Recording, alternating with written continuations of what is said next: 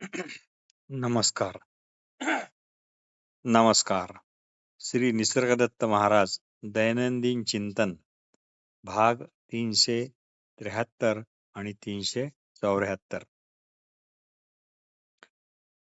जीवन आणि मृत्यू परस्परांना अत्यावश्यक असतात. जीवन आणि मृत्यू परस्परांना अत्यंत आवश्यक आहेत. त्या एकाच नाण्याच्या दोन बाजू आहेत असे जेव्हा कळते, म्हणजे त्या एकाच नाण्याच्या दोन बाजू आहेत असे जेव्हा कळते, तेव्हा त्या कळतेपणालाच म्हणजे त्या समजालाच अमरत्व असे म्हणतात. इथे मग मृत्यूविषयी तुमची काहीच तक्रार राहत नाही. मृत्यूविषयी काहीही तुम्हाला भीती वाटणे शक्य नाही. हेच ते अमरत्व. श्री विनोबा भावे म्हणत, गावाजवळ स्मशान आहे. गावाजवळ स्मशान आहे म्हणूनच गावात रमणीयता आहे. याचा अर्थ हाच. आरंभात अंत आणि अंतात आरंभ पाहणे हीच अमरत्वाची खरी निशाणी आहे, खरी ओळख आहे, खरी माहिती आहे. अमरत्व म्हणजे सातत्य नव्हे. अमरत्व म्हणजे सातत्य नव्हे. बदलाची क्रिया सतत चालू आहे. बदलाची क्रिया सतत चालू आहे हे जाणणे म्हणजेच अमरत्व होय. अमरत्व म्हणजे केवळ सातत्य नव्हे, त्यात बदलाची क्रिया ही सतत सतत सतत निरंतर चालू आहे हे जाणणे म्हणजेच अमरत्व होय. काहीच टिकून राहत नाही आणि काहीच नष्ट पण होत नाही असे जे पाहणे आहे, हा जो समज आहे, यालाच अमरत्व म्हणता येईल. एकाने श्री निसर्गदत्त महाराजांना विचारले, शुद्ध जाणीव टिकते काय? शुद्ध जाणीव टिकते काय? महाराज म्हणाले, टिकणे हा शब्द कालाधिष्ठित आहे. टिकणे हा शब्द कालाधिष्ठित आहे. शुद्ध जाणीव म्हणजेच असणेपणा. शुद्ध जाणीव म्हणजेच अगोदरपणाने असणारा असणेपणा. यात काळ, स्थळ, अवकाश यांना मुळीच स्थान नाही. पण अगोदरच्या असणेपणामुळे त्या आहेत म्हणजे काळ, स्थळ आणि अवकाश. त्या आहेत असे फक्त आपल्याला वाटते. असणेपणात माझा देह इतर देहापासून वेगळा स्वतंत्र आहे असे वाटत नाही. असणेपणात माझा देह इतर देहापासून वेगळा स्वतंत्र आहे असे वाटत नाही, तर तो देह देहाच्याच ठिकाणी इतर देहांसारखाच आहे असे लक्षात येते. तो माझा देह असे म्हणता येत नाही. तो फक्त आणि फक्त कोणाचाही का असो हाही शब्द वापरता येत नाही. तो फक्त देह असतो. तेथे माझा देह असे समजल्या जात नाही. तो नुसता देह कुणाबिणाचा असा मुळीच नसतो. असणेपणात माझे मन असा पण प्रकार नाही. जसे देहाच्या बाबतीत तसेच असणेपणात माझे मन असा पण प्रकार नाही. हे असे मन कुणाचेच नसते. ते फक्त आणि फक्त मनच असते. त्याला माझे मन म्हणण्याची दुर्बुद्धी सुचली की भासमान मीचा प्रवेश झालाच समजा. त्याला माझे मन म्हणण्याची दुर्बुद्धी सुचली की भासमान मीचा प्रवेश झालाच समजा. इथे श्री निसर्गदत्त महाराज फारच एक महत्वाची गोष्ट सांगतात. ती काय? कुणाचेच नसलेले मन, कुणाच्याच नसलेल्या देहाची मात्र छान उत्तम प्रकारे मनापासून निगा राखते. त्यात मला हस्तक्षेप करण्याची काहीच गरज नाही. निसर्गदत्त महाराज म्हणतात, त्यात मला वैयक्तिकरित्या हस्तक्षेप करण्याची काही गरजच पडत नाही. सारे काही नैसर्गिकपणे आणि अगदी व्यवस्थितपणे चालू असते. मला त्याची जाणीव पण नसते. तुम्हाला मात्र तुमचे विचार, तुमच्या भावना, तुमच्या इच्छा याची मात्र सतत सतत तीव्रतेने जाणीव असते. माझे मात्र तसे नाही. माझ्या बाबतीत बऱ्याच गोष्टी माझ्या नकळत पण अगदी बिनचूकपणे चालू असतात. तरीही माझे दैनंदिन सुरळीतपणे आणि सुरक्षितपणे असे चालू असते. माझे भौतिक जीवन, माझे भौतिक जागृत जीवन मी उत्स्फूर्त आणि अचूकपणे आपोआप जगत आहे, सहजपणे जगत आहे. त्यामुळे मी जे नाही ते सारे कळते.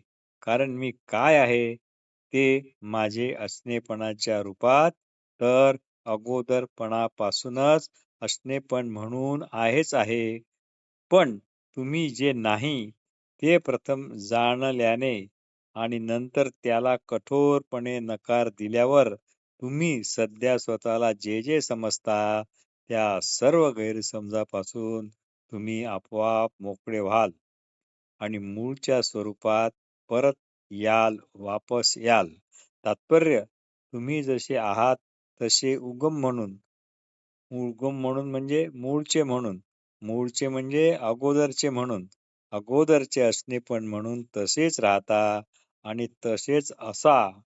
यालाच वाटले तर तुम्ही ध्यान म्हणू शकता, काही म्हणू शकता, काही न म्हणणे अतिउत्तम. मग कळते की शोध म्हणून जे कठीण वाटत होते, मग कळते की शोध म्हणून जे अतिशय कठीण वाटत होते, त्याच्यातील हवाच निघून गेली आहे. व लक्षात येते की शोध घेण्यासारखे मुळात काहीच नाही. फक्त इतकेच कळते की जे सारे तुम्ही नाही, जे सारे तुम्ही नाही, जे केवळ तुम्ही गैरसमजामुळे तसे मानले, याची स्पष्ट आणि अंतिम कबुली इतकीच राहते. आपण काही ना काही असलेच पाहिजे, अशी आपली समजूतच आपल्याला अंध बनवते. आपण काही ना काही असलेच पाहिजे, अशी आपली समजूतच आपल्याला अंध बनवते. हा समज दृढ करा.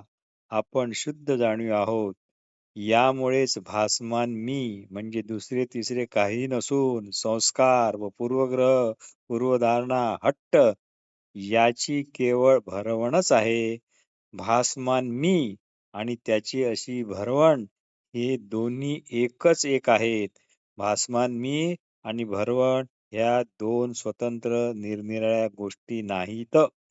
हे कळणे म्हणजेच सत्य कळणे होय. हे कळणे ज्यामुळे शक्य झाले ते मात्र भरवण नाही. तो आहे शुद्ध बोध. म्हणून content of consciousness is consciousness हे समजणे, हा हा समज जो आहे तो वैयक्तिक असा कधीच नसतो. तो वैयक्तिक असा कधीच नसतो. Content of consciousness is consciousness हे जे कळते, हे कळणे कुणा व्यक्तीला होत नसून ते फक्त कळणे असते. तर तो जर वैयक्तिक असा कधीच नसतो असला, तर तो बोध, तो समज असा काहीच राहणार नाही. दुसरे काहीतरी असेल, पण तो बोध किंवा समज किंवा आत्मबोध असा असणार नाही. भाग 374.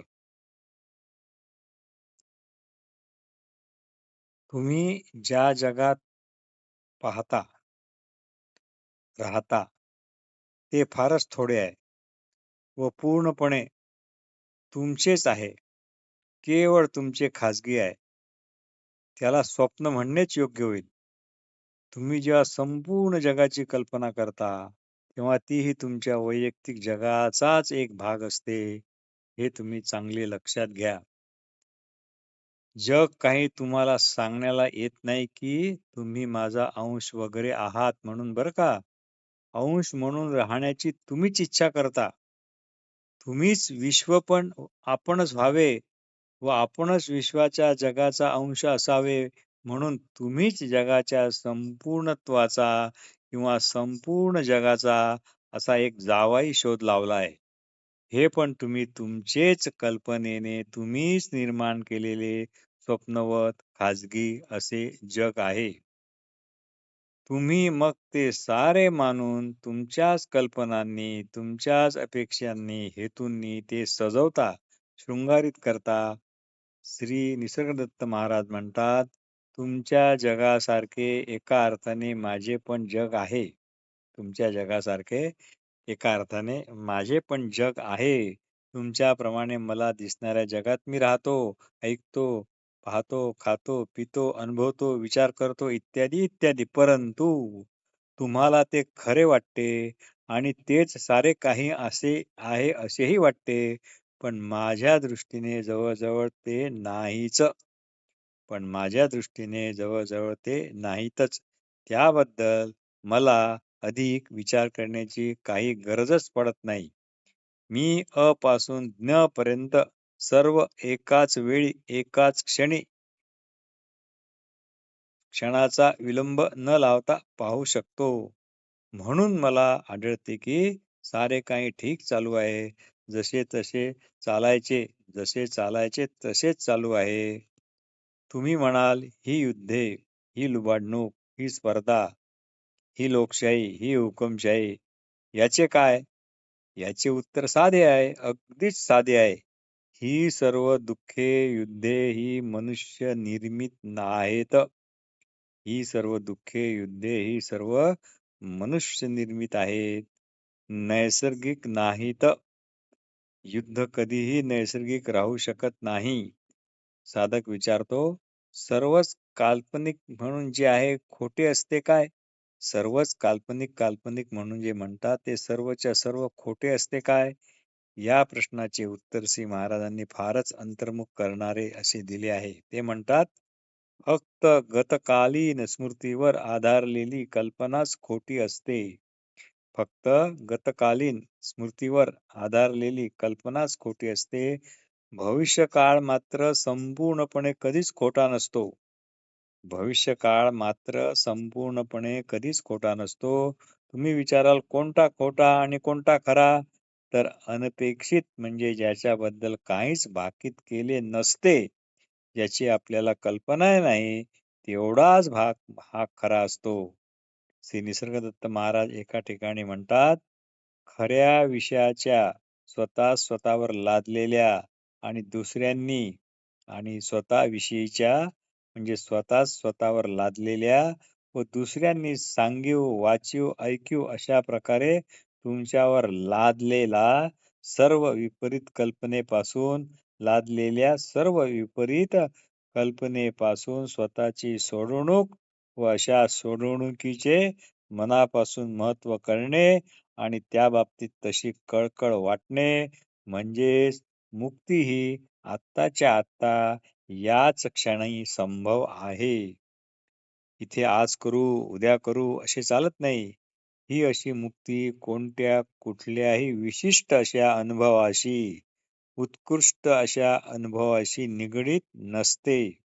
श्री निसर्गदत्त महाराज म्हणतात, म्हणूनच आपण आहो हेच आपण आपल्या बाबतीत ठामपणे कल्पना न करता सांगू शकतो. म्हणूनच आपण आहो हेच आपण आपल्या बाबतीत ठामपणे, निश्चितपणे कुठलीही कल्पना न करता सांगू शकतो. आणि पण दुर्दैव हे आहे की याचेच महत्व आपल्याला कधी वाटत आलेले नाही. एवढ्या मोठ्या महत्वाच्या गोष्टीकडे केवळ आपले लक्ष नसल्यामुळे तुम्हाला उगीच भ्रमित स्थितीत आयुष्यभर रखडावे लागते. इथे हे आपण आहो आपल्या इतक्या जवळचे, इतक्या खात्रीचे आहे की इतक्या जवळ आपणही आपल्या नाही, तरी तुम्ही विचारता याचे महत्व आम्ही कसे ओळखू म्हणून. काय म्हणावे याला? श्री महाराज याला बुद्धिमांद्य म्हणतात. जसे अपचनाचे असते तसे. आता एखादा विचारेल, हे बुद्धिमांद्यत्व कसे नष्ट होईल? हे बुद्धिमांद्यत्व कसे नष्ट करता येईल? याकरता साधा उपाय, गुरुवचनावर श्रद्धा ठेवा, आत्मश्रद्धा बाळगा. या शुद्ध जाणीवेकडेच म्हणजे अगोदरपणाने असणाऱ्या असणेपणाकडेच लक्ष ठेवा. म्हणजे त्या अगोदरपणाने असणाऱ्या जाणीवेचे, शुद्ध जाणीवेचे, असणेपणाचे स्मरण ठेवा. म्हणजे लक्ष ठेवा म्हणजे तिचे स्मरण करण्याचे नंतर कामच राहणार नाही. कारण स्मरण आणि लक्ष ठेवणे यातील सूक्ष्म फरक आहे तो लक्षात घ्या. स्मरण आणि लक्ष ठेवणे यातील सूक्ष्म फरक लक्षात घ्या. तो लक्षात आला की कळेल.